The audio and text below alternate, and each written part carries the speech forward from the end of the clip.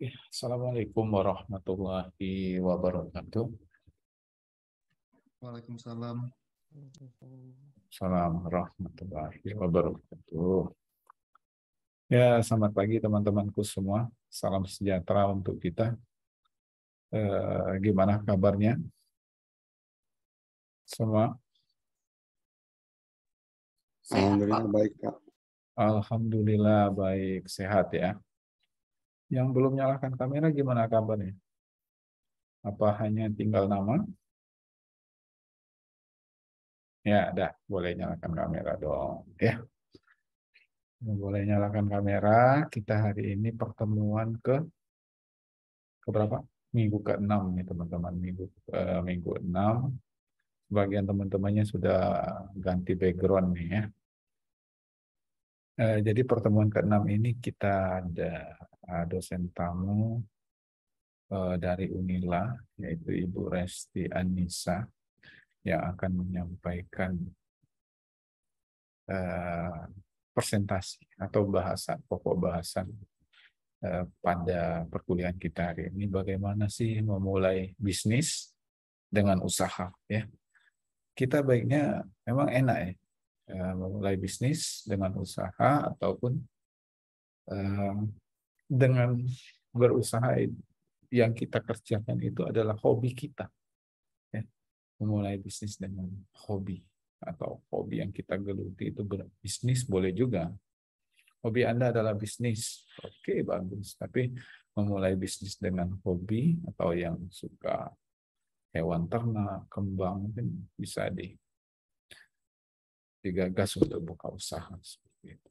Ya Bu ya. Ibunya hari ini sudah hadir, sudah join nih di Zoom kita. Nah, makanya dengan teman-teman yang belum join mohon diingatkan. Yang HP-nya menggunakan HP karena laptop saya rusak. Oke, semoga segera dapat beli handphone baru ya Nadia ya. Ya, di Jumat Barokah ini panjatkan doa yang banyak ya.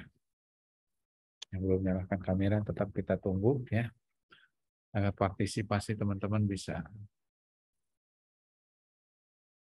Oke, sebelumnya terima kasih Bu Resti sudah hadir, sudah join di Zoom kita pagi ini. Ya, saya buka dulu, jadi beliau akan menyampaikan topik bahasan. Sebelumnya sudah tertulis juga di background teman-teman itu ya. Background Zoom-nya itu memulai bisnis usaha dengan hobi. Sebelum memulai, saya nanti mungkin akan share presensi di kolom chat. Kemudian teman-teman tinjau terus GCR-nya ya. GCR-nya saya beberapa hari yang lalu saya sudah share materi kita tentang kemarin ya, tepatnya kemarin saya share pedoman penulisan proposal. Tugasnya adalah setelah teman-teman membuat sebuah konsep dalam bentuk abstrak, dituangkan diuraikan dalam deskripsi di proposal, dan di pedoman proposal itu ada panduan penulisannya, formatnya, tata tulisnya, ya, apa isi per babnya yang teman-teman buat. Nanti kalaupun ada pertanyaan silakan tanya. Oh ya, terkait proposal itu juga nanti kita set, nanti saya votingkan siapa dosen pembimbingnya, dosen pelatih ya, dalam hal ini pelatih pembina kewirausahaannya. Nanti akan kita set di kelompoknya masing-masing ya, seperti itu. Jadi penulisan proposal teman-teman nanti jika ada kesulitan bisa ditanyakan dengan dosen yang melatihnya, dan lakukan asistensi karena setelah cover ada halaman pengesahan. Halaman pengesahan itu ditandatangani oleh dosen yang melatihnya atau yang membimbing penulisan proposal. Ya. Oke, mungkin itu nanti kalaupun ada pertanyaan bisa langsung saja ke grup kita ataupun PCR kita. Kita langsung saja ke pemateri. Halo Bu Resti, selamat pagi. Pagi. Pagi. Pak Aidil dan adik-adik mahasiswa. Oke. Pagi, Bu. Sudah bisa kita mulai, Bu. Ini sudah jam 8. Boleh untuk share screen dan sudah diberi akses kali ya. Oh ya,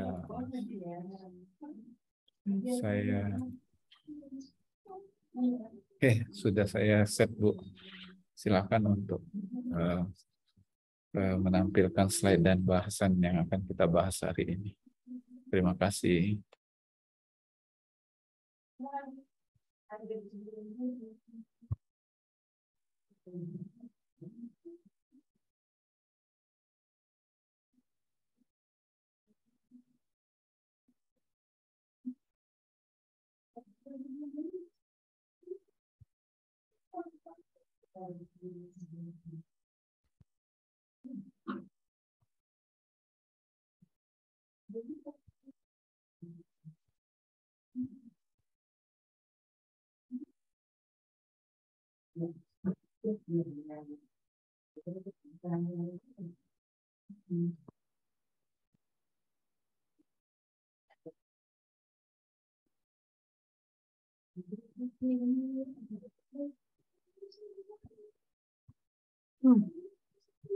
Assalamualaikum warahmatullahi wabarakatuh. Selamat pagi semuanya.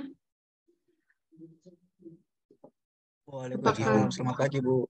Oke, apakah terdengar? Terdengar ya, berarti ya. Jadi di sini adalah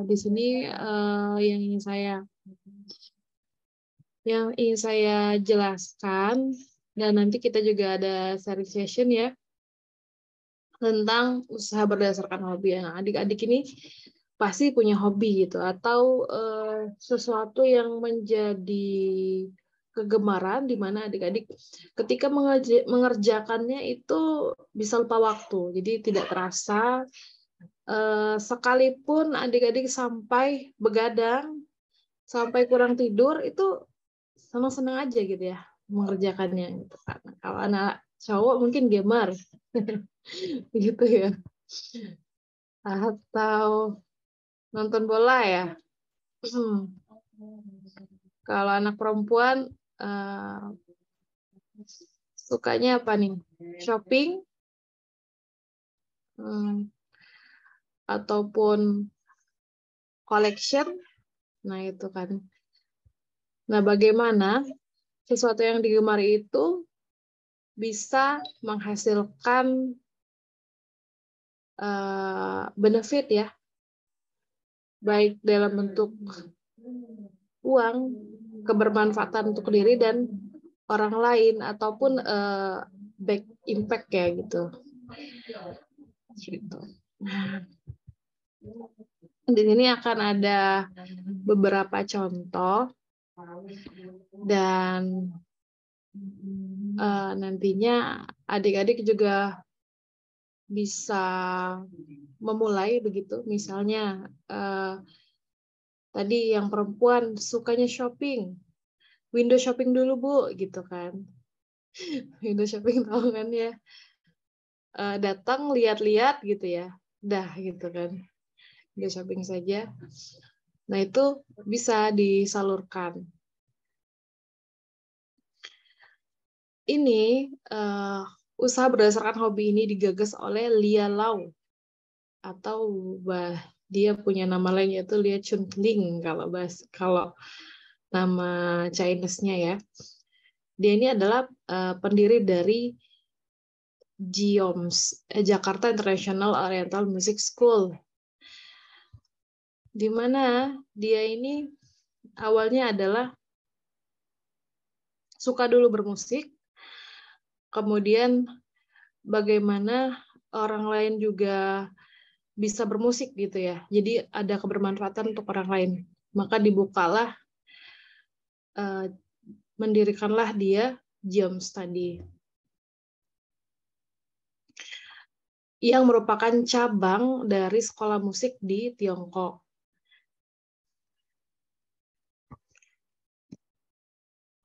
Nah, sebenarnya kalau kita berwirausaha, berdasarkan hobi itu apa sih keunggulannya.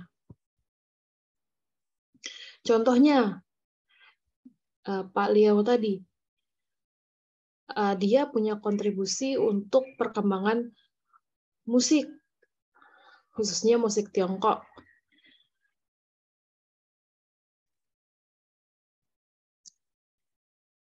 Dan terlebih dari manfaat di luar itu, di dalam dirinya sendiri, ketika dia melakukan hobinya, dia akan merasa bahagia, begitu kan?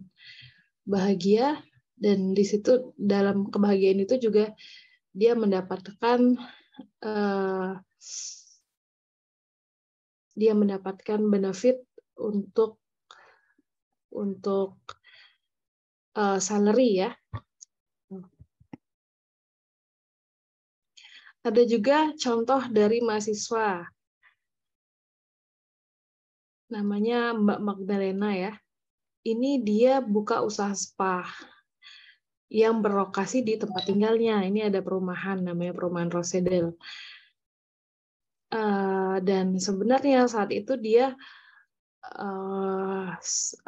adalah seorang ibu baru ya, Mahmud ya, mama muda gitu. Nah, sebenarnya yang mendasarnya dia buka usaha ini adalah dia dari kecil memang suka di massage gitu ya, suka dipijit-pijit. Dia merasakan aliran darahnya mungkin darahnya lancar, lebih sehat, lebih rileks. Bagaimana apa yang dirasakan ini dirasakan juga oleh orang lain gitu. Makanya dia buka usaha itu.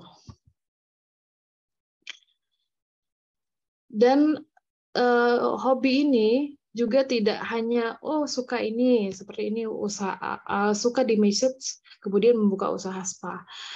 Nah, dia juga ada beberapa pertimbangan. Misalnya dia tadi bukanya di perumahan ya. Berarti lebih ada keunggulannya, yaitu lebih private daripada dia membuka di kawasan yang ramai. Tuh.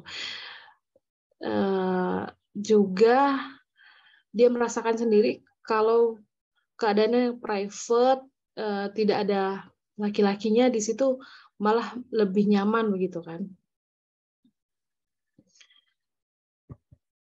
Dan ini menjadi salah satu trik ya dari usahanya.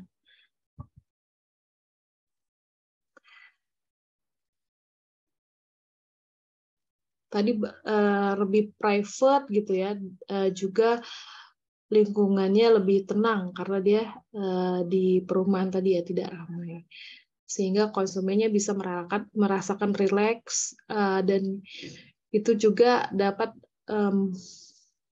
menghadirkan kembali konsumen-konsumen yang merasa lelah gitu ya, lelah bekerja, lelah apa gitu. Kemudian ada contoh lagi dari seorang bisnismen, orang tuanya ini punya hobi mengumpulkan permata perhiasan gitu kan. Ini kisah-kisah nyata ya.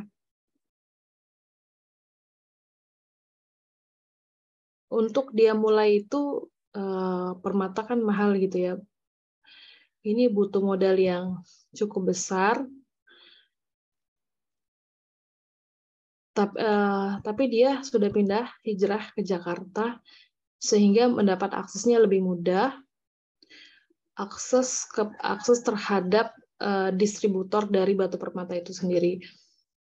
Sehingga juga untuk pemasarannya di Jakarta akan lebih mudah daripada dia tadinya tinggal di Kalimantan, yaitu dia berjualan di salah satu mal di Jakarta. Kalau mal kan sekarang bentuknya tidak hanya toko begitu ya, secara formal ya, bisa dalam bentuk kios-kios gitu, bazar ya, yang lebih ekonomis sekarang ini. Nah, itu bahkan dan itu berada di node atau poin pusat di tengah-tengah daripada mall itu sendiri. Jadi memang lebih menarik perhatian para pengunjung mall itu sendiri.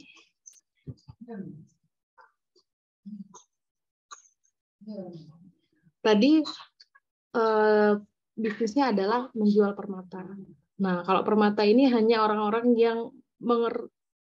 yang punya budget gede dan mengerti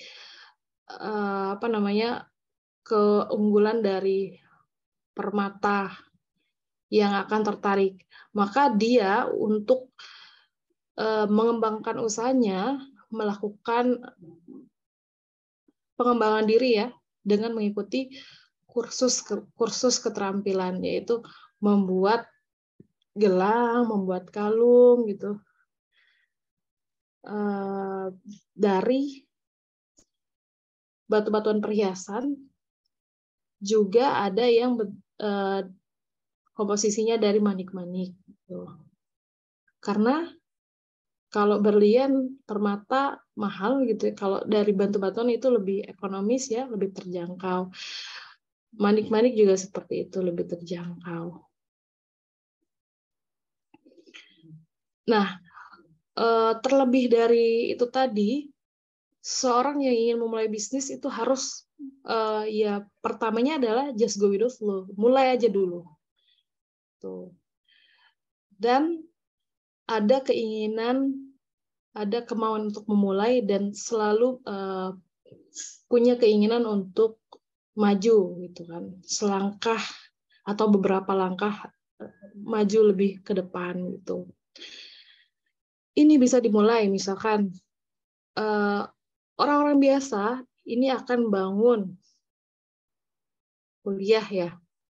Kuliah mulai pukul 8, bangunnya bisa jam 7, anak-anak kosan ya gitu ya, nggak berada di rumah orang tuanya. Jam 6 gitu. Atau anak-anak muslim itu subuh gitu ya. Nah ini yang berjiwa wirausaha ini bagaimana sebelum kuliah dia punya usaha dulu gitu kan. Nggak jauh-jauh, misalkan dimulai dari memasarkan kue gitu, donat atau apa itu kan dilakukan sebelum subuh, sebelum jam 4:30 diambil gitu ya dari agennya jam 3 begitu kan. Kemudian sembari kuliah memasarkan gitu. Nah itu berarti kan dia memanfaatkan waktu di mana orang pada umumnya tidur gitu kan, atau belum bangun atau baru bangun, sementara dia sudah memulai usahanya. Karena mulai usaha tidak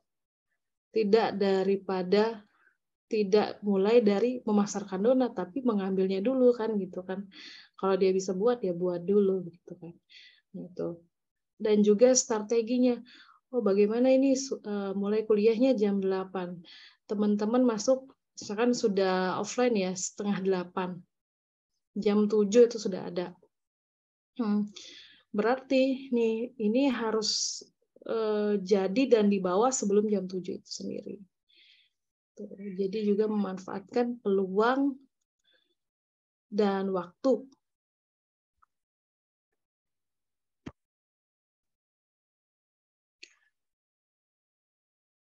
Nah, sudah mengembangkan keterampilan tadi, bagaimana dia melebarkan usahanya, menjadikan usahanya lebih luas. Tadi misalkan dari bazar yang ada di mall di Jakarta, bagaimana ini bisa didapatkan keuntungan yang lebih lagi. Oh, buatlah cabang. Misalkan di Bandung, Surabaya, Palembang dan daerah lainnya gitu kan.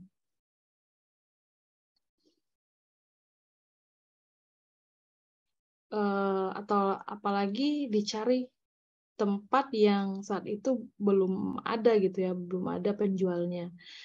Karena di sini penjual batu permata belum ada, maka dia jualnya di situ. Dan kebenaran di sini adalah di sini sedang mengadakan pameran UKM. Nah, itu pointing momennya ya. Jadi dia sudah punya persiapan, kemudian ketemu dengan momennya begitu ya. Jadi tidak hanya bersiap-siap, tapi harus ada momentumnya. Nah, diceritakanlah dia di sini. Di Batam dia punya 2 counter, meskipun kecil. Dan di situ tidak hanya menjual batu permata sebagai bahan, sebagai jualan utamanya ya, tapi juga di sini ada aksesoris seperti kalung, gelang, itu yang tadi yang dia bisa manik-manik juga gitu ya, kan lebih ekonomis.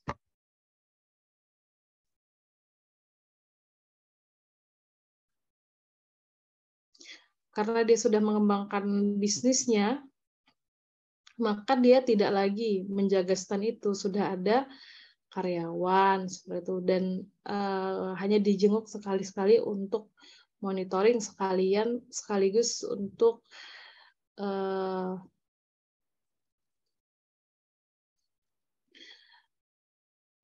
refresh juga ya.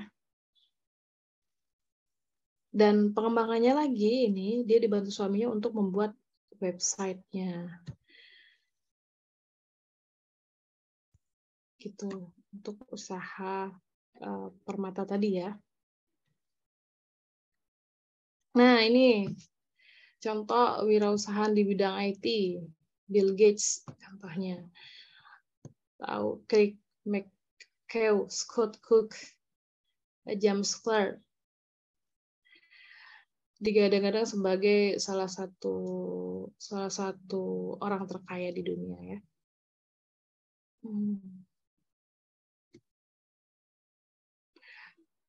Nah, mereka ini sebenarnya tidak ada niat untuk menjadi orang kaya padahal dalam memulai bisnisnya.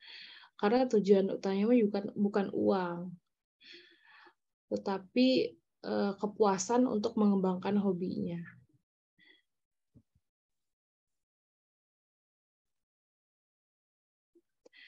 Kemudian ada lagi contoh dari wirausahaan Hans Sebastian. Dia ini adalah mantan stockkeeper di Hitachi. Pernah menjabat sebagai Chief Accounting and Finance Section Head pada PT Bursa Indonesia. Jadi dia memulai usahanya dengan modal 2 juta.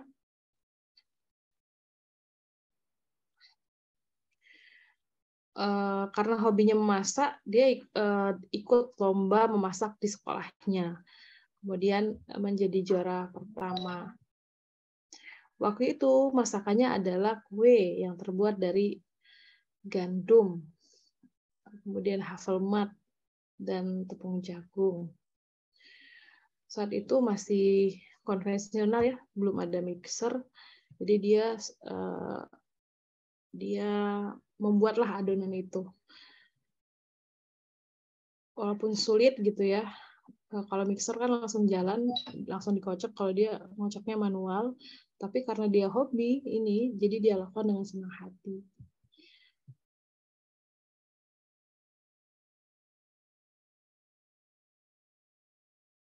Jadi untuk adik-adik yang hobi masak ini, sekarang kan hobi masak itu ya sudah dilihat ya. Kalau dulu kan tidak terlalu ya biasalah masak itu koki, tapi tidak menjadi yang wah. Sekarang dengan adanya program TV seperti MasterChef gitu kan, ini laki-laki juga bisa begitu. Laki-laki juga maju dalam usaha kuliner itu gitu ya. Dalam hal ini adalah masak gitu kan. Bahkan untuk beberapa masakan dengan keterampilan yang tinggi itu malah banyak laki-laki karena dia memerlukan tenaga gitu ya dalam dalam dalam perabotnya begitu ya, ada beberapa peralatan masak yang memang butuh tenaga ya untuk mengeksekusinya. Dan laki-laki itu keunggulannya adalah fokus gitu ya. Kalau perempuan itu multitasking tapi hasilnya gitu ya. Belum tahu. Kalau laki-laki itu ya single task gitu ya. Pekerjaan satu sehingga dia fokus. Nah, kembali lagi nih dengan usaha kue, usaha masak tadi ya. Contohnya Teresia. Teresia ini membuat berbagai jenis kue setiap harinya. Untuk melatih kemampuan memasaknya sekaligus ya melaksanakan hobinya begitu ya. Kemudian bagus atau tidak, dia evaluasi dengan membagikan teman-temannya gitu hasil masakan itu kepada teman-temannya untuk dicicipi. Ketika responnya bagus, Teresia ini memutuskan untuk membuat toko kue berdasarkan dari respon teman-temannya. Yang paling enak ini the brownies. Nah, ini pernah dengar nama toko kue Prima Rasa? Ini ada di Bandung ya. Ketika sudah laris kuenya, maka dia harus buka pagi sekali dari pukul 7 pagi untuk memenuhi permintaan pembeli.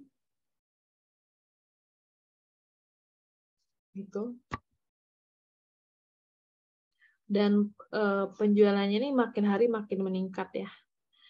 Banyak yang terjual. Dia juga melakukan peningkatan dalam varian kuenya, tidak hanya brownies ya. Brownies kan terkenal dengan coklatnya. Dia juga bervariasi dengan rasa lain. Ini rasa keju, resin, mocha begitu kan. Gitu. Dan responnya baik, feedbacknya baik, pesanan juga ada dari luar kota Bandung bahkan sampai ke luar negeri.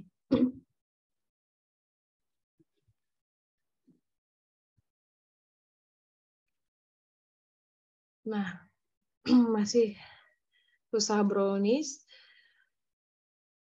jadi dia lebih laris ya saat weekend. Nah, di mana-mana lah ya. Sekarang ini toko kue laris kalau weekend. Pokoknya weekend itu kayaknya orang itu memberikan reward kepada dirinya sendiri atau keluarga.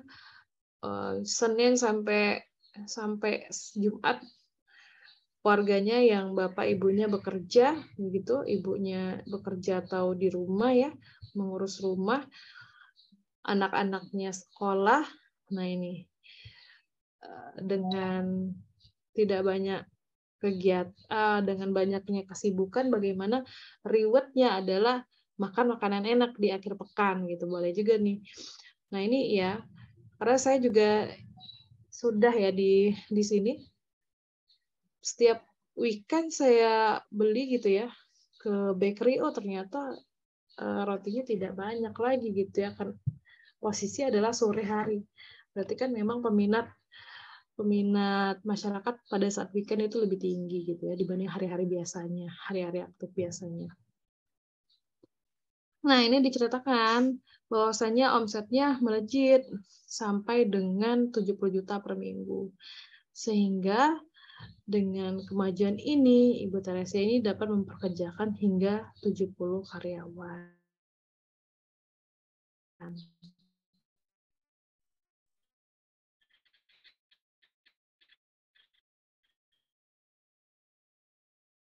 Tuh, berarti dia di atasnya Steve ya. Atau bisa juga melihat rujukan kepada Ibu Diana Poluan ini, di mana dia sukanya mengisi waktu luang dengan cara merajut gitu ya. rajutan menggunakan benang-benang wol gitu kan. Rajutan ini dibuat menjadi sweater, boneka, shawl, blazer, bed cover, dan lain-lain, di mana ini usaha ini dikembangkan di Surabaya. Pemasarannya di bazar. Kemudian ibu ini pindah ke ibu kota ya, Jakarta. Maka dia lebih giat lagi untuk merajut gitu ya. Kemudian mengembangkan usahanya. Ketika sudah maju, dia membuka galeri. Kalau seni-seni itu namanya galeri ya, Galeri Anas namanya, di Bintaro.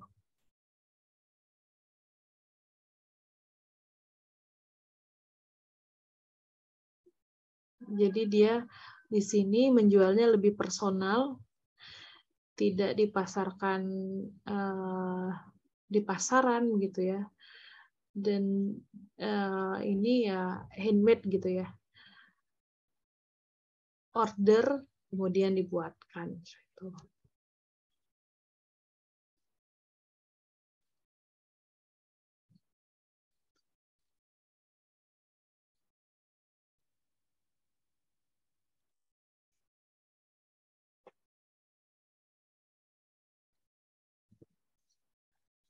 Ada juga yang hobi mengutak-atik komputer, membuat software, ini anak IF nih.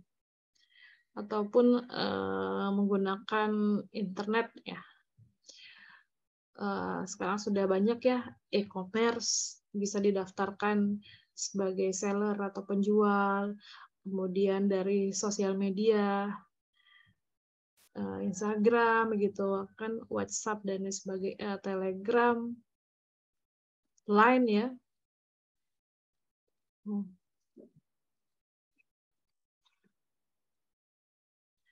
Namun di sini ada beberapa pertanyaan yang harus adik-adik jawab secara pribadi untuk memulai usaha berdasarkan hobi. Pertanyaan pertama, bersedia tidak adik-adik menekuni hobi itu secara terus-menerus? Karena ini secara tidak langsung menjadi profesi. Dan ini sesuatu yang berharga tidak menurut adik-adik.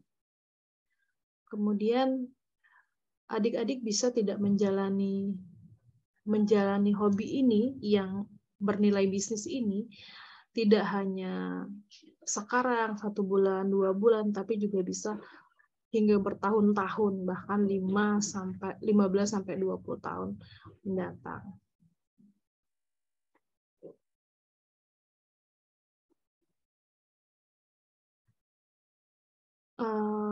Ketika hobi ini sudah maju, misalkan bisnisnya sudah maju, apakah adik-adik bersedia untuk mengerjakan hobi ini dengan rentang waktu yang tinggi begitu kan, akan mengurangi waktu istirahat adik-adik, misalkan 8 jam waktu tidurnya jadi 5 jam, jadi 3 jam, atau bahkan tidak tidur sama sekali, ini bersedia tidak gitu kan, adik-adik berkorban seperti itu.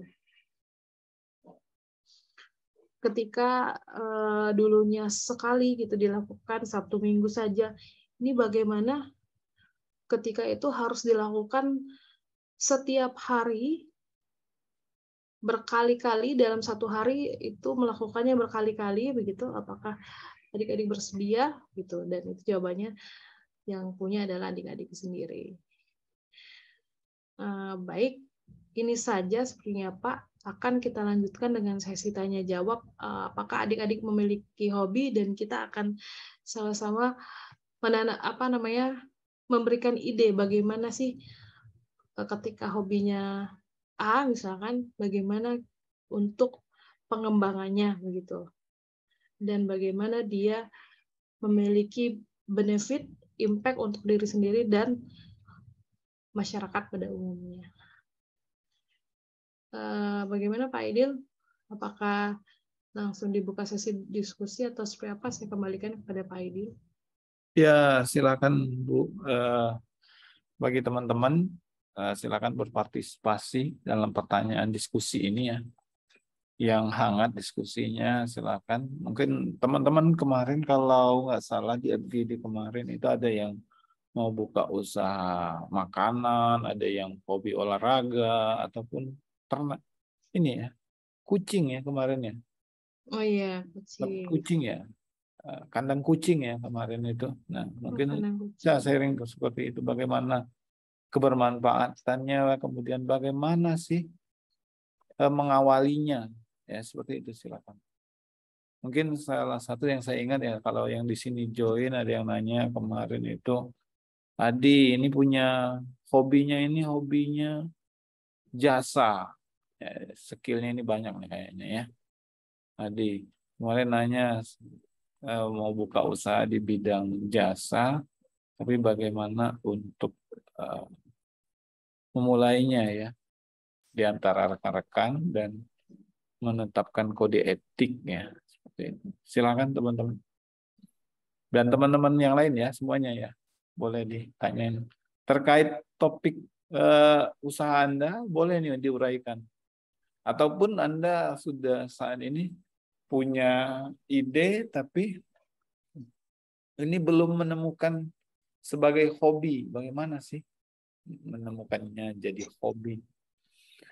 Hobinya ketika dapat uang, ya mungkin setelah Anda mencicip seperti itu ya, mencicipi eh, keuntungannya atau mencicipi eh, banyaknya order seperti itu. Silakan, silakan Bu, diserahkan ke Ibu dan rekan-rekan.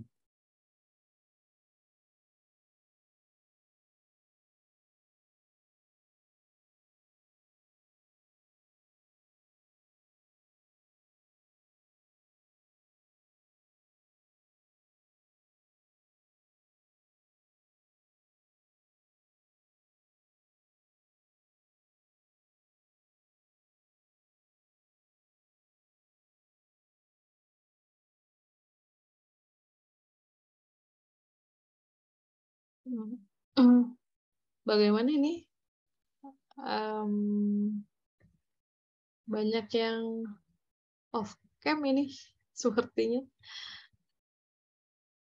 Benar-benar low bandwidth atau sedang apa ini? Tapi tidak apa-apa, ini ada berapa ini? 1, 2, 3. Nah, yuk, yang belum on cam mana nih? Nah, jangan nggak join ini, kita kick aja nanti. Silakan teman-teman, mungkin Anda punya hobi,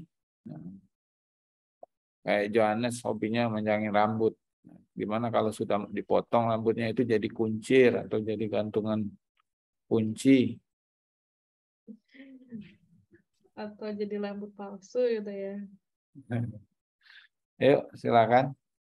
Atau Pak Aidil ingin menyampaikan motivasi, boleh juga. Atau adik-adik yang lain begitu. Sudah banyak ini motivasinya. Jadi awali harinya dengan dimulai dari pagi harinya lakukan hal yang baik. Nah, lakukanlah. Ini kan jam mata kuliah pertama ya, jam pertama ya. Ayo silakan teman-teman. Nah, mungkin Minggus nih, jangan di-kick saya tapi oke nih. Yuk, silakan.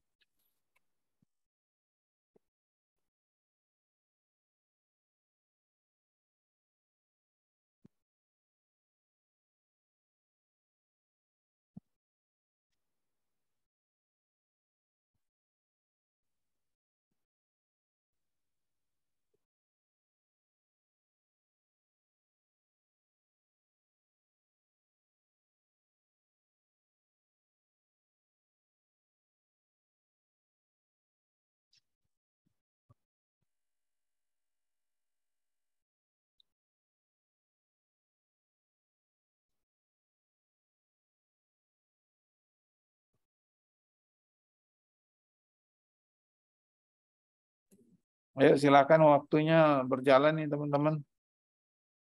Anda Oke, nggak punya hobi? Mbak Dewi Ini mungkin hobinya, punya hobi apa?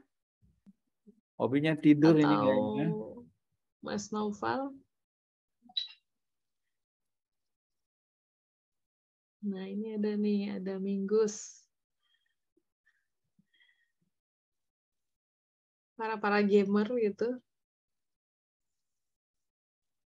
Jadi game ini sekarang sudah tidak ini lagi ya, tidak negatif lagi konotasinya, karena gamer ini sudah bisa menjadi suatu profesi gitu ya. Karena teman saya sendiri sudah memulai profesi itu dari 2011. Jadi game tester. Nah, gitu. Jadi ada game, dia selalu jadi ya gamernya. Dia harus tahu bugs-nya begitu kan. Bahkan ini di luar negeri sana ya profesi tester inilah yang memang lumayan menghasilkan gitu ya. Jadi saya pernah baca itu dari tester kasur gitu kan. Ini kerjanya adalah tidur di kasur seharian. Nah, selama seharian tidur di kasur itu dia harus punya review kenyamanan gitu. Kalau dia bolak-balik, lentur tidak, misalkan pernya dan sebagainya gitu kan. Kerjanya tidur saja. Atau bahkan ini yang lebih menarik juga, sudah lama sih sebenarnya, tester coklat. Nah, ini ada yang hobi makan coklat, itu tester coklat. Apakah dia lumer di mulut begitu. Kemudian setelah beberapa jam yang ada masalah lambung, apakah punya efek? Ya seperti itu tadi, hanya tester. Tapi ini adalah profesi memang. Ya, game tadi gamer, game tester. Jadi memang 2011 untuk teman saya itu game tester dan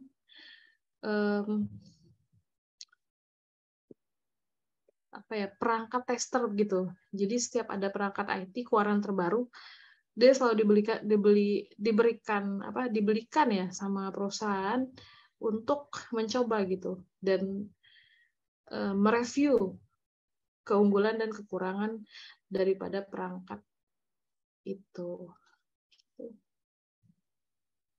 Kayak tadi konotasinya tidak selalu negatif. Tapi ketika kita bermain gitu ya, game, sampai lupa makan, lupa tidak tidur, begitu kan, lupa untuk mengerjakan tugas-tugas kuliah, lupa untuk belajar, mengembangkan diri, itu udah rusak juga, udah nggak baik gitu. Oke. Mana nih yang ingin mendiskusikan nih? Minggus kayaknya nih udah ada. Udah pakai topeng terus dia ini. Ada PNG-nya ya.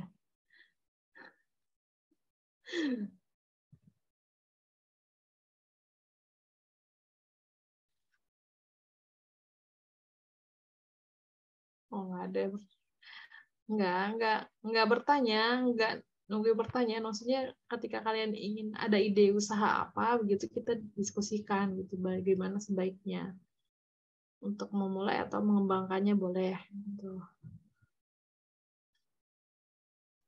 Diskusi saja. Atau adik-adik yang senang art, fotografi, ini sudah ada usaha video editing, ya itu kalau mahasiswa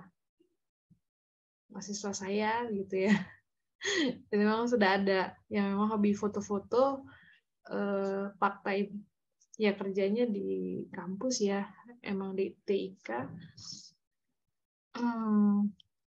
dan side jobnya ya video editing itu, membuat fotografi ya, menjadi fotografer, wisuda, ya acara nikahan gitu ya, sampai dengan membuat profil UKM, profil fakultas, bahkan itu dia. Gitu. Ya lumayan ya, satu project berapa begitu kan.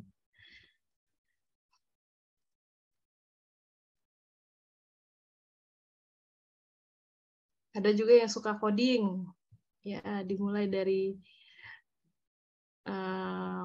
magang, kemudian dilihat sama atasan magangnya, oh bagus ternyata pekerjaan ini. Ya, mulai dari situ ada project yang menghasilkan.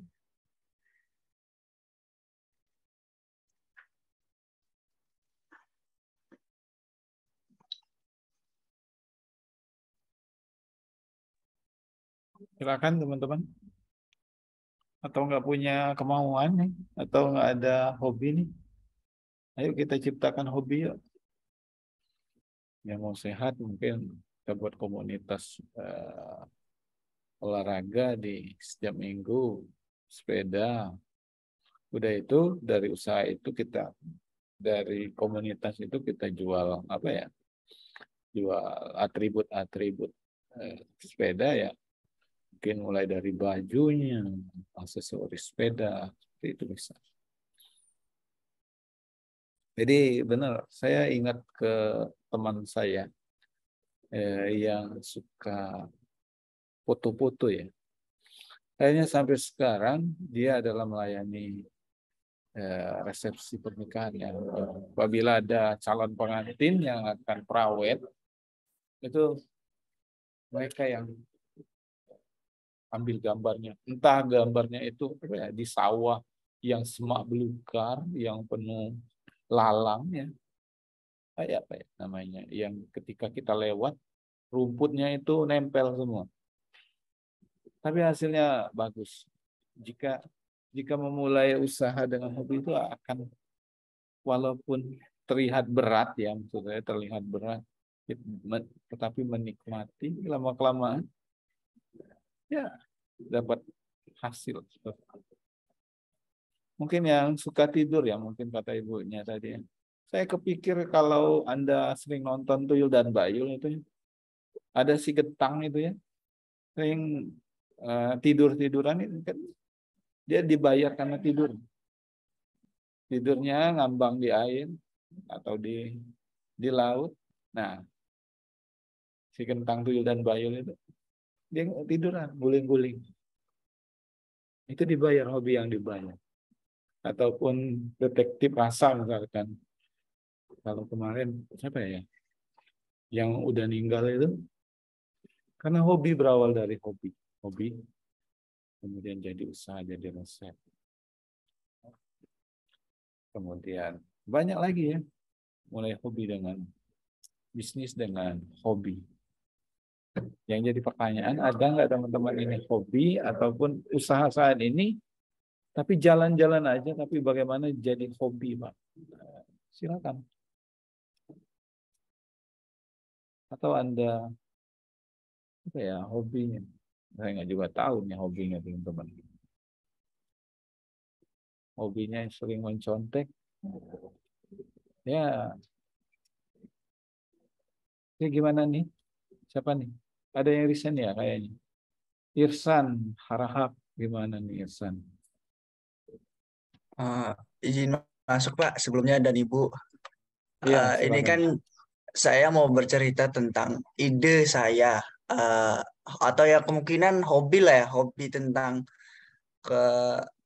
keisingan saya mungkin di lingkungan saya. Karena saya hobinya memperhatikan lingkungan sekitar. Contohnya tempat tinggal saya.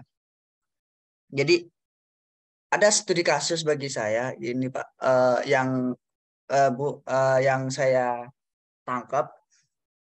Jadi di tempat tinggal saya itu kan ada pabrik tahu. Jadi ada orang yang bekerja sama dia mengkeliling setiap pagi dengan menawarkan tahu sambil membawa 2 ember di dalam isi tahu. Gitu. Jadi saya memperhatikan itu. Dengan pola seperti itu berdagang yang memang laku sih sebenarnya, memang laku seperti itu. Cuma lebih efisiennya kalau menurut saya tahu itu packingannya lebih bagus. Wadah apa tuh dikasih sebuah olahan-olahan yang bagus, kayak contohnya tahunya ditaruh di wadah yang kelas itu, ataupun lebih mewah lagi lah gitu. Karena menurut saya dengan seperti kan ide usaha seperti itu mungkin membuka luang perubahan lah gitu. Yang tadinya orang itu ya setiap pagi ditenteng pakai 2 ember, 2 tahu gitu. Maka dengan ada perubahan tahu itu dimasukkan sebuah kemasan yang lebih mewah, maka ya menurut saya lebih efisien aja gitu. Nah, pemesanan juga mungkin nggak harus keliling gitu, nggak si orang yang apa tuh keliling tahu itu nggak harus keliling ke komplek, contohnya komplek perumahan ataupun rumah orang lain gitu. Mungkin dengan via eh, kontak person kayak WA ataupun isi form lah, isi form Google gitu. Mungkin bisa itu. Mungkin orang yang apa namanya, yang memesan ke contohnya ke orang yang membuat tahu itu mungkin bisa diantar gitu melalui kendaraan gitu. Dan juga masalah apa ya, yang kedelai. Nah, kedelai ini kan ada nih yang punya gudang lah, contohnya yang punya gudang. Yang punya gudang kedelai itu dia kayak distribusinya. Kebanyakan yang saya lihat itu orang itu datang ke tempat gudangnya gitu. Nah, mungkin kalau kalau dari saya kan konsumen itu seperti raja yang apa tuh namanya, yang di apa yang namanya, istimewakan lah ibaratnya. Jadi kalau menurut saya sih lebih ke pemesanannya aja, kayak kayak kalau ada mesin ke kita gitu. Oh, diminta pesan 2 kedelai 2 karung gitu. Berarti kan dari pihak kaminya untuk kayak mengantar mana alamatnya gitu. Lebih kayak gitu aja sih, kayak perubahan itu menurut saya dari situ tuh lebih efisien aja gitu daripada orang yang datang itu ke ownernya gitu. Jadi menurut saya yang ada 2 kasus itulah tahu sama kedelai itu. Karena ya saya perhatiin kalau orang yang banyak kedelai itu yang beli kedelai itu harus mati-matian datang, atau mungkin ya kita nggak tahu dengan perubahan itu bisa memajukan usaha tersebut. Itu aja sih Bu yang dan Pak yang saya bisa sampaikan, karena mungkin entah itu ide ataupun memang hobi saya memerhatikan lingkungan, jadi kayak udah muncul aja lah di otak saya seperti itu. Terima kasih Pak Aidil dan Bu Resti. Iya, Irsan bagus ya pengamatannya. Benar sekali ya. Jadi poinnya adalah penambahan nilai jual gitu, nilai jual dari tahu. Oh, kalau tahu gitu kan, saya juga sebagai ibu-ibu, kalau orang jual tahu nggak tertarik saya gitu kan, karena tidak praktis. Karena kalau lihat tahu, oh harus dicuci dulu, ibu-ibu kan, cuci dulu, atau kalau misalkan untuk awet dia direbus dulu, digoreng gitu ya. Banyak nih pekerjaan meskipun hanya tahu gitu kan. Tapi kalau dia bentuknya dinaikkan ya levelnya, misalkan takoyaki tahu, nah, berarti kan langsung beli, langsung kita bisa nikmati kan tanpa mengolah dulu gitu kan. Kalau tahu mah mentahan berarti kan tahunya kan ya. Nah, di dalam ember pasti mentahan tuh tahunya gitu kan. Jadi bisa langsung dinikmati kalau dia ada nilai tambahnya gitu. Ya, itu tadi langsung dinikmati dan nilai jualnya lebih tinggi gitu kan. Sama tahu singkong itu kan banyak juga ya. Singkong itu kan sangat murah ya, 2.500, ada yang 2.000, murah sekali 1 kilonya. Tapi ya nggak tertarik kalau singkong. Tapi coba kalau keripik singkong lebih menarik. Atau makanan yang berbasisnya singkong, cake singkong, nah itu lebih menarik gitu ya dibanding orang menjual singkong tadi, singkong batangan itu gitu kan, meskipun harganya murah tidak tertarik gitu kan. Kemudian tadi juga ya dibuat bagaimana si pembeli itu mudah untuk membeli begitu ya, tidak harus datang gitu kan. bagus ya, itu namanya pelayanan konsumen gitu. Pelayanan konsumennya ditingkatkan. Itu benar juga gitu. Sehingga dia ini menjadi primer konsumen ya, langganan lah bahasa kita gitu kan. Untuk langganan beda harga dan akan dibawakan ya, diantarkan gitu ya. Jadi tidak harus datang ke gudangnya itu gitu. Bagus sih Irsan seperti itu. Yang lain? Kita masih Silakan yang lain. punya banyak waktu ya Pak? Iya. 10 menit atau 1 jam lagi nih? 10 menit nih. Oke, saya sedikit menambahkan Irsan. Ya, jadi ini Anda pemerhati lingkungan yang baik, yang cerdas ya.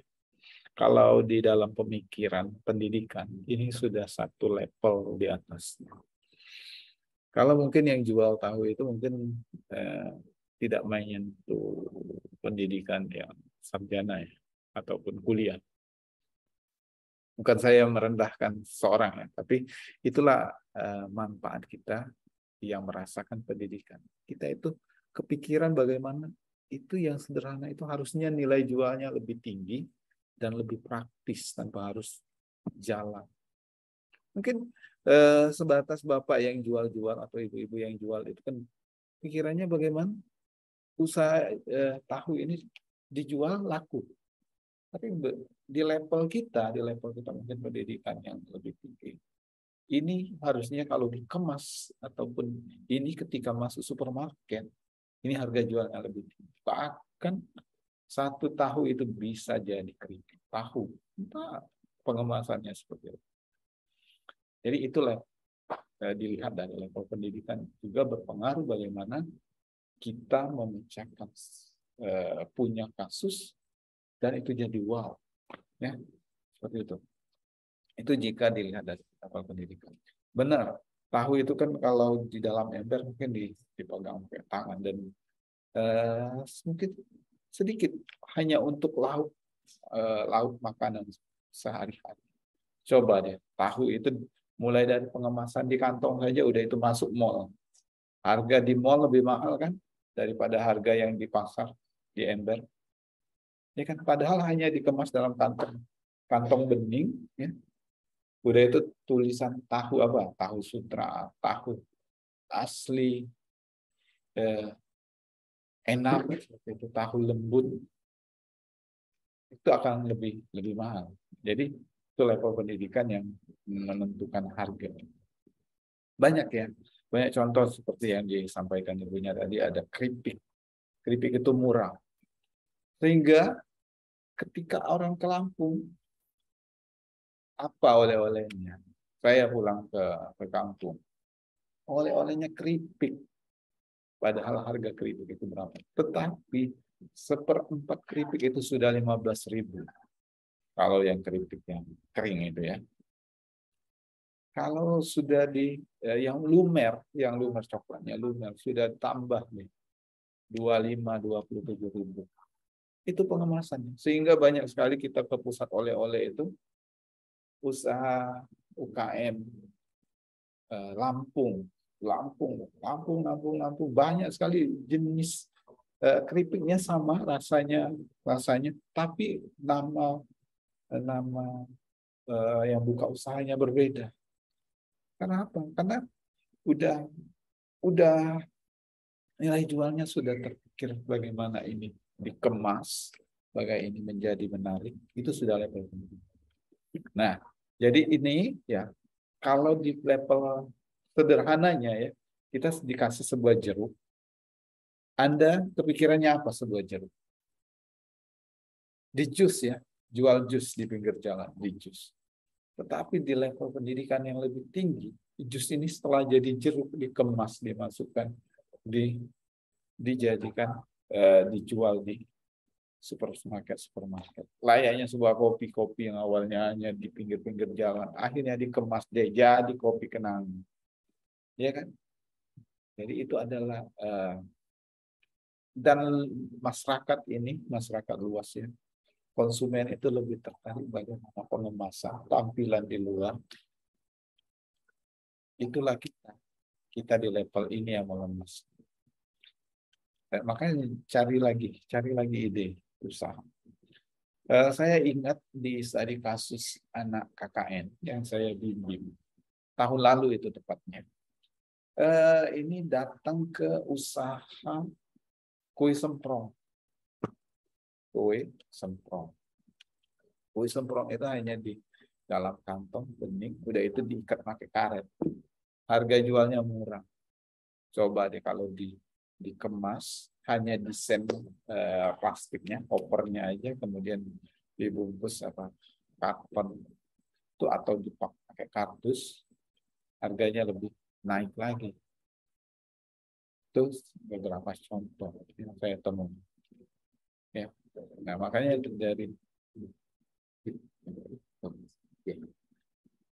dari sana anak-anak yang KKN saya arah seperti itu kemarin. Dan masih banyak lagi kasus lainnya. Mulai dari mengambil di lingkungan ataupun mulai dari hobi. Ya. Jadi Ayo. tadi benar juga ya Pak, berbicara tentang kemasan ya, packaging ya. Packaging, ya. Packaging dari produk itu sampai dengan sekarang ya, updatingnya diberikan kata-kata mutiara gitu kan. Sabar Kak, besok weekend, atau apalah gitu kan. Itu kan ya. Iya. Atau dituliskan nama kakaknya dan lain-lain. Ya beberapa kreativitas atau inovasinya. Tuh. Oke. Jadi itu sudah tinggi ya Bu ya levelnya teman-teman. Kalau sudah pemikiran kemasan, sudah itu masuk dan didaftarkan nama produknya, kemudian izin usahanya jalan, pengurusan label halal, kemudian pengurusan ke label halal, kemudian izin produksi, mahal deh sebuah produk. Didaftarkan di Haki, ya. Iya, itu sudah jadi brand jadi. Mungkin tertarik silakan. Kalau Anda main ke kota saya, mungkin akan terkenal dengan tahu Sumedang. Setiap itu strateginya ya teman-teman. Jadi tahu Sumedang Anda tahu ya, kalau di lampu merah itu sering yang bawa kantong jual tahu Sumedang sekantong itu paling berapa ya. Tapi begitu teman saya, mungkin ada juga ya di Lampung, tahu Sumedang renyah. Jadi dia buka rumah makan, setiap bis yang lewat itu stop dan itu gratis untuk sopir. Tetapi yang dia targetkan adalah setiap bis yang stop itu pasti bawa penumpang dan penumpangnya akan makan. Jadi itu yang dikemas lebih menarik. Kemudian ketika pulang dikemas di bawah kotak, di packaging ya, atau di kantong. Harga tahu yang 1 tahu dipotong 4 itu, udah 2.000 harganya. Padahal kalau kita beli tahu, udah 1 kantong itu 5.000, isinya 10 ya, yang kecil-kecil itu.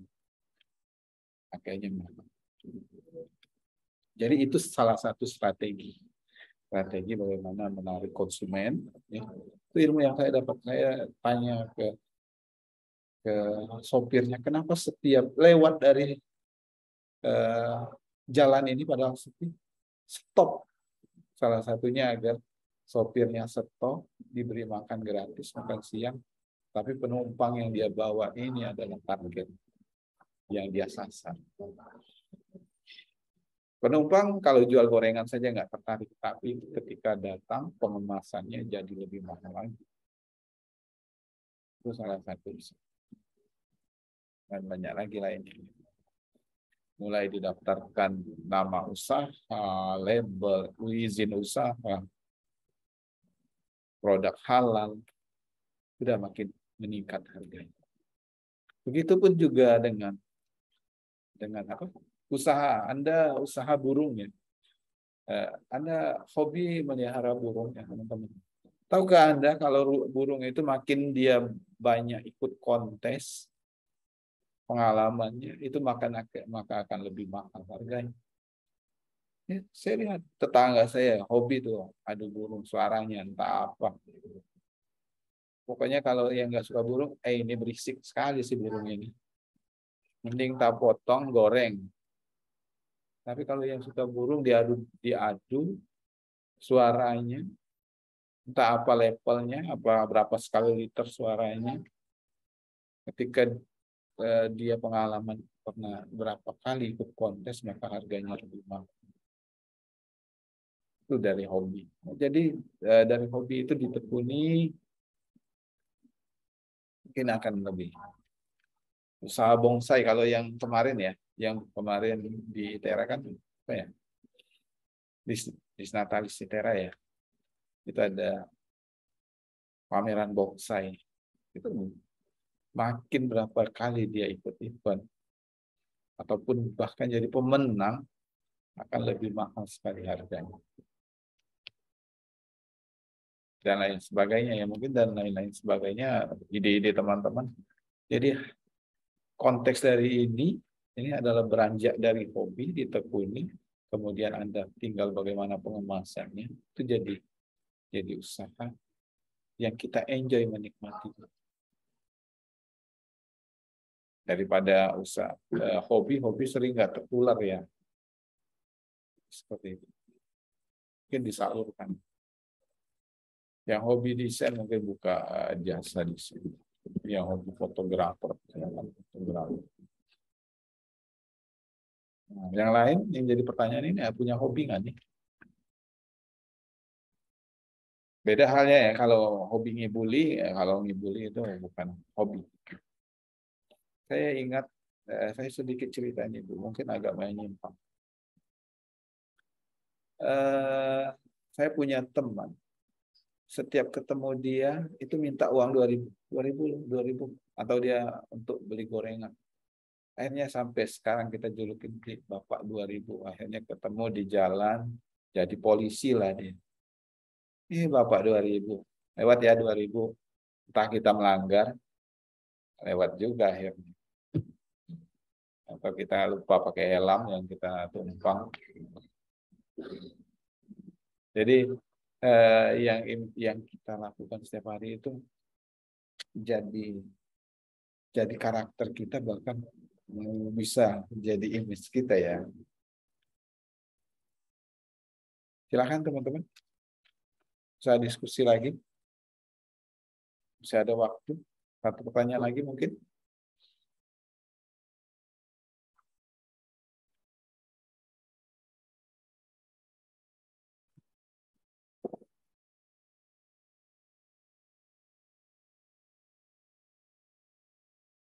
Belum ada.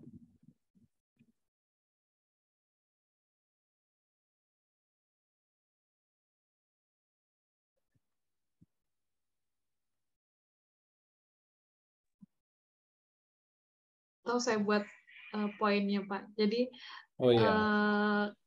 Silakan. bisnis usaha gitu ya itu bisa apa dimulai dari hobi ataupun memang yang lagi trending saat ini gitu. Cuman yang membedakannya dengan usaha berdasarkan hobi adalah kebertahanan kita gitu ya. Ada artian kita melakukan hobi ini bisa lupa waktu tapi menghasilkan uang. Nah itu tadi kalau kita trending gitu ya usaha yang kekinian saat ini boba sebut merek deh dan lain sebagainya gitu ya. Nah itu berjualannya sampai dengan larut malam gitu, orang yang ada yang tidak biasa bekerja sampai larut malam kan itu menjadi beban ya. Nah tapi ketika itu sudah menjadi hobi gitu ya, menjadi kesenangan tersendiri, itu tidak menjadi beban lagi. Tadi itu poinnya untuk mulai usaha dari hobi. Bahkan pada awalnya misalkan belum ada keuntungan, ya sudah kita udah udah merasakan senang hatinya, sudah fun aja gitu kan, karena emang kita senang menjalaninya gitu sih.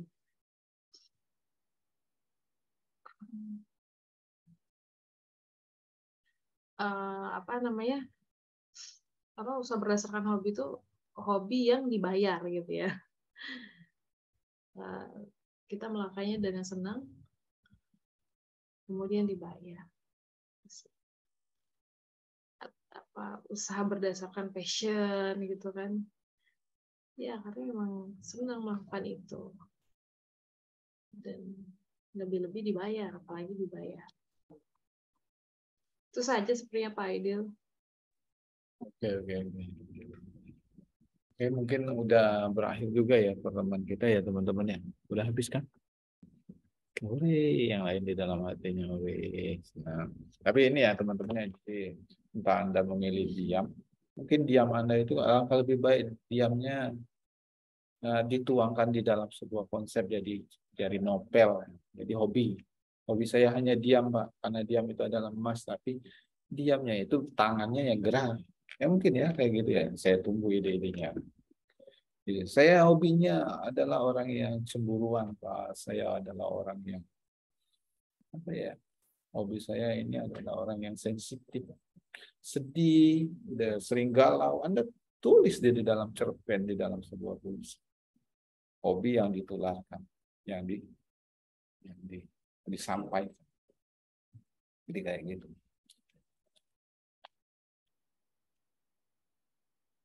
Ya, itu adalah hanya positif dari saya. Saya berpikir kalau teman-teman memilih dia, mungkin Anda menulis sebuah cerpen. Saya ambil positifnya seperti itu ya Bu ya. Oke. Atau saya ambil positifnya Anda sedang mengerjakan tugas dan tidak mencontek. Selalu setiap hari ya berusaha positif aja lah ya. Jadi menarik sekali di materi kita hari ini memulai usaha dengan hobi agar tidak berlarut-larut. Kita punya hobi hanya menggunakan saja, begadang atau main game saja. Udah itu ada hewan ternak, pelihara ikan koi, burung. Tetapi setiap bulan hanya itu jadi beban pengeluaran. Ngeluarin tiap bulan untuk makannya, untuk pakannya, udah itu mencucinya. Lebih-lebih dari melihara anak ya atau keluarga. Tapi alangkah lebih baiknya ayam itu ditelurkan kemudian dijual atau ikan itu, ikan koi itu kan lebih mahal ya makannya. Setiap pakannya itu satu kantongnya itu bisa 50.000 kalau tetangga itu hanya tahan 4 hari. Tapi kalau nggak dijual lama-lama banyak ikannya besar, udah itu pakannya akan terus bertambah, konsumsi pengeluaran, terus disalurkan kemana lagi itu yang ada bertambah banyak. Benar, hobi itu kita enjoy menikmati, tapi enjoynya juga coba deh rasakan punya komunitas dan itu saling berbagi. Anda ternak lagi, Anda perbanyak lagi. Enjoy. Enak hobi yang dibayar ya Pak ya. Iya, enak hobi yang dibayar. Mungkin hobinya kita Bu ya, hobinya kita berbicara ngoceh aja, dibayar. Nah, kayak gitu. Ya, oke, saya positif semuanya teman-teman yang hobinya diam, yang hobinya off cam nggak tahu nih, hobinya tidur mungkin, yang diam mungkin hobinya menulis puisi. Oke, terima kasih hari ini teman-teman. Terima kasih semuanya untuk materi. Kita cukupkan ya pertemuan kita hari ini ya. Ambil positifnya, ambil hikmahnya, ambil poin pentingnya hari ini. Terus semangat dan lakukan hal yang positif setiap hari yang Anda lakukan dan maksimalkan setiap kesempatan. Kita akhiri pertemuan hari ini ya. Terima kasih Bu Resti untuk materinya. Terima kasih teman-teman semua partisipasi dan kesetiaannya. Semoga juga yang hobi Outcam juga dapat jodoh yang setia ya. Oke, kami akhiri. Wassalamualaikum warahmatullahi wabarakatuh dan selamat pagi, sehat selalu ya. Waalaikumsalam warahmatullahi wabarakatuh. Mari. Terima kasih Pak. Terima kasih. Terima kasih Pak dan Ibu. Mari sama-sama.